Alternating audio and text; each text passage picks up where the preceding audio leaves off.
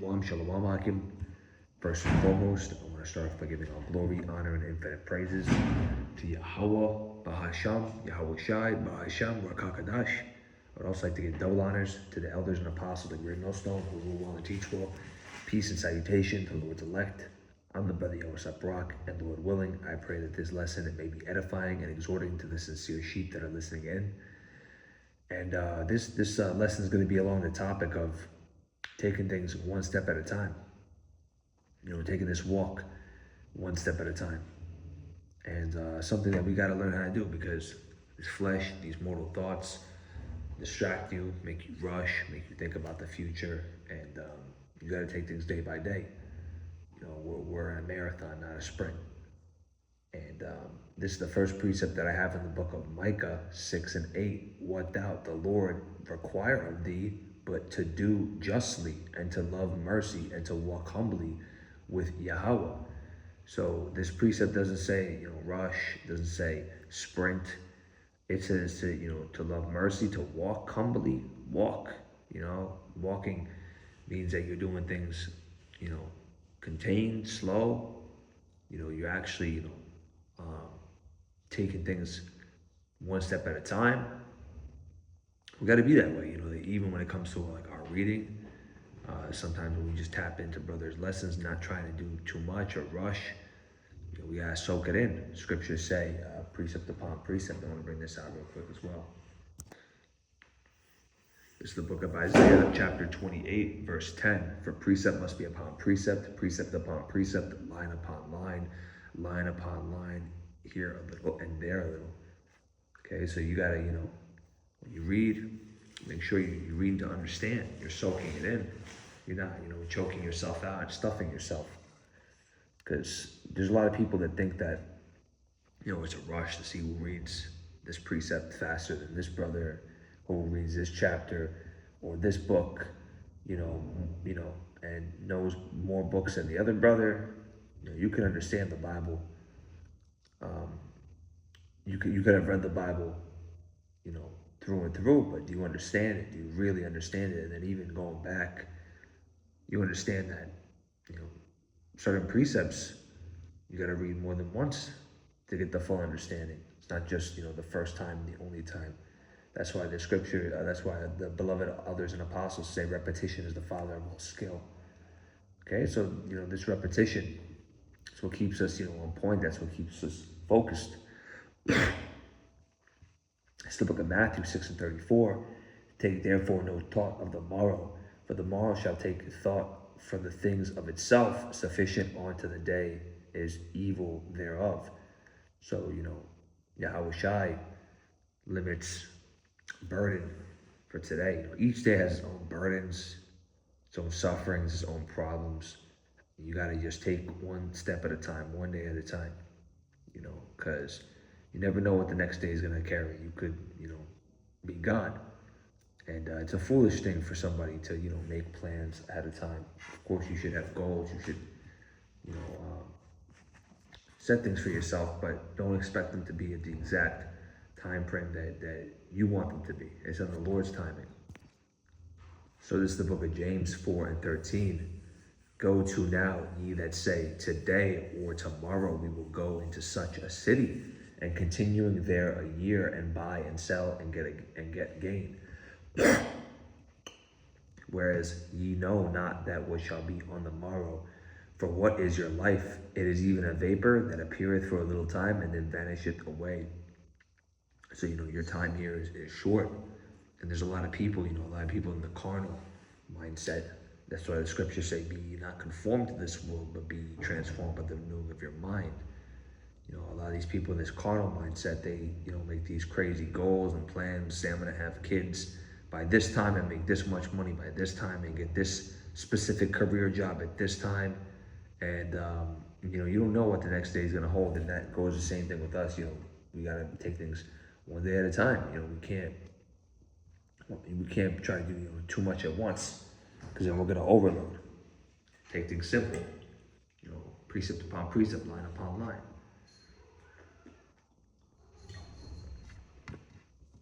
And This is the book of Ecclesiastes 3:1. To everything there is a season and a time to every purpose under the heaven. So, when you rush, you tend to overlook things. You tend to just be more in the flesh, and that causes you to act out of line. And the Lord has an appointed season for everything. He has a season for growth. He has a season for prospering. He has a season for breaking things down. And you got to understand that, before you get the fruit, you got to, go down and grow the roots. This tree has to become vegetative. The tree has to grow, prosper. You don't just get fruit the moment you plant the seed. The day you plant seed, the seed is not the moment you get the fruit. It takes a long time. It can take a couple of years. It could take a couple of months. It could take a couple of years, but it takes time. And these delays, these moments where you get to, see things for what they are, is what allows you to put your roots, firm and create that foundation, which is what you need for longevity. It's lucky, got a little bit of a cold, but this is for longevity. We're not looking to do this quick or sprint or get this over with. This is for the long run. Okay, so you got to understand that there's a season for everything, and you got to be patient. You got to be patient and hopeful, and you got to have faith. Most importantly, what does the scripture say in Hebrews 11:1? Faith is the substance of things hoped for, the evidence of things not seen. Okay, so you got to have hope, but with hope and faith, you got to be able to be patient and at the Lord's timing and what He has for you, because the Lord has a certain time that He wants something to happen and take place, and we can't go out of that time frame because it's not based off of our own free will. It's the Lord Yahweh B'Shem Yahushai. It's the book of Psalms 37:7. Rest in the Lord and wait patiently for Him. So rest in the Lord, rest in His presence, rest in Him, abide in Him. Don't force outcomes. You got to keep yourself under control.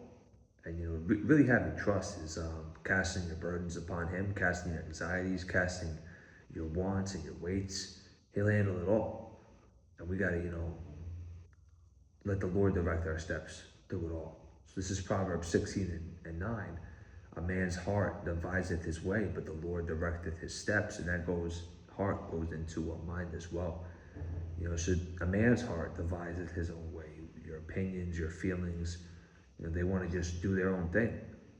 The scriptures say the heart is deceitful above all things and desperately wicked. Who can know it? Heart meaning the mind. So you can never figure out your own mind and your wants. And that's why you see a lot of women, they don't know what they want because, they just think of emotions and what makes them feel happy in that moment. And that's not what this is about. The Lord is supposed to direct your steps through it all, and He's supposed to guide your path. He's supposed to pave the way. Whether it's slow, whether it's fast, it's up to Him.